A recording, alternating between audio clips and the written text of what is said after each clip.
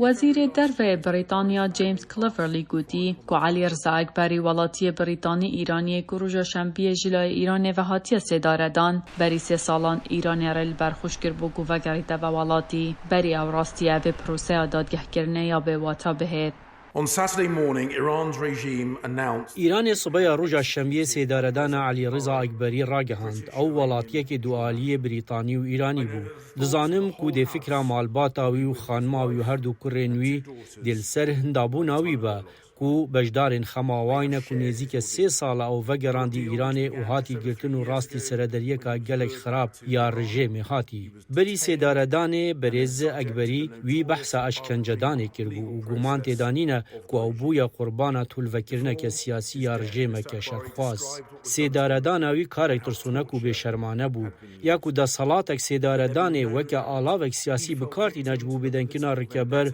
او صافی کرنا حساب نافخویی.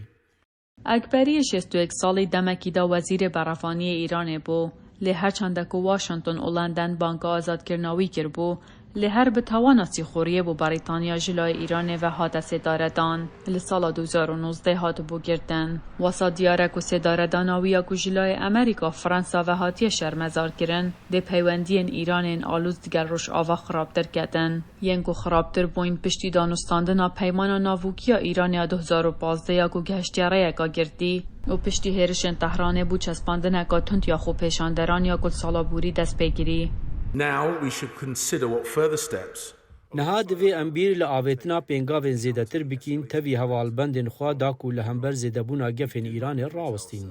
دوی ام خواه به پینگاوین هاتنا آویتن سنوردار نکین. سیداردانا برز اکبری پشتی چوساندن 10 سالان یا بدست رژیم کاب رحمانه پیکاد. گل بریتانیا لپشتا گل ایران ویرکو برومت رادوسته جبودا خوازن وان ین مافو آزادیه. پشتی پیلا خو پیشاندان ویداویه جی آسته ویرکیاوان جیا راستین یا بطرس نشان ده پشتی کو حتان که 500 کس هاتنا کشتن و 18,000 کس جی هاتنا گرتن.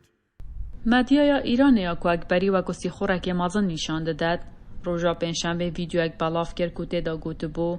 اکبری سال 2020 دست کشتنا زانای هزاناووکی ایرانی محسن فخریزاده ده هبو یکو دهرش اگدال در وی تهران هاتیا کشتن و دوی دمیدا اسرائیل بو کشتناوی هات بو تانبار کرن هاتین مای دنگ امریکا واشنطن